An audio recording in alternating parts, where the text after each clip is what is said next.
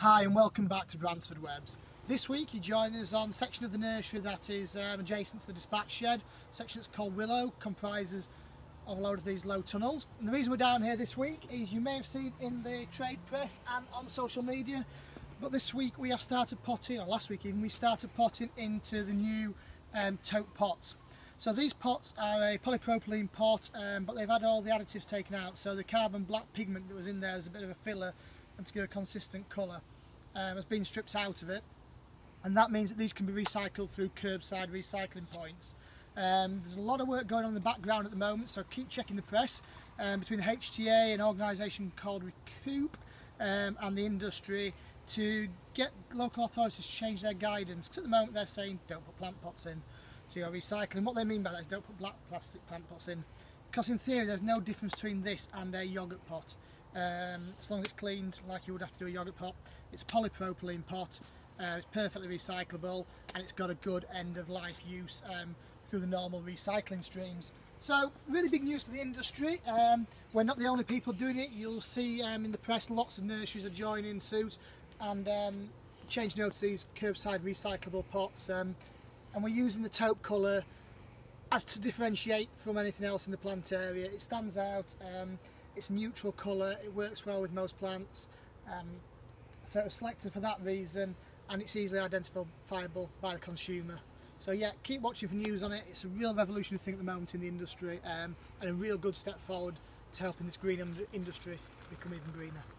So that's my environmental bit out of the way, and on to what is looking good on the nursery this week. So stock's starting to change. The sun we've had for the last week and a bit warmer temperatures are really starting to throw some bud up onto some plants. So first of all, a couple of perennials with bud on them. So Dianthus Memories has gone online this week. Lovely chunky pot full, nice bit of bud on there, and the first bud is just breaking out into flower, so looking really good. Also, while we're talking about perennials with bud on them, Arissa and Ball's Mauve is online now. So good chunky plant, and it's grown under one of these low tunnels, so it's grown really tough and really cold. If it's -5 under there, it's -5 out here, should I say, it's -4 under there. So all these were white over a couple of weeks ago when we had those hard frosts, but really tough, and the buds are just coming up out of the crown now, and more forming all around the base all the time. Good early season perennial in Poppy Patty's Plum, so really good tough perennial. It's just starting to thicken up in the centre of the crown there, but it's a good chunky pot full, and attracts some really good early sales. And then a couple of Hebes. So we've got Magic Summer, which is online now.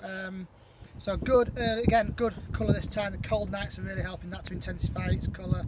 Lovely pink tips to the new growth as well. And then also Hebe Claret Crush. My favourite probably Hebe from the red wine series. Completely different to any other Hebe out there really. These small leaves, the red stems, and the really red growth tips. So that's Hebe Claret Crush. Really good 2 litre variety and really good colour at this time of year. And then last but not least, Ceanothus Silver Surprise. So this was a Bransford Webb's introduction a long time ago, probably 20 years ago now when this was introduced. But it's lovely cream and green variegation all the way up the stem.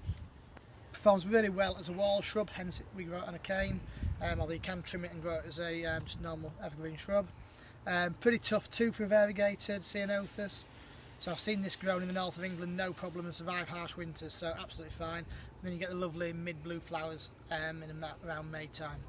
So that's Ceanothus Silver Surprise, and that's it for this week. The sun's set to continue, so I think stuff's going to start growing much quicker, much more bud appearing on things, so check back in next week to find out what's looking good here at Bransford Webbs. Goodbye for now.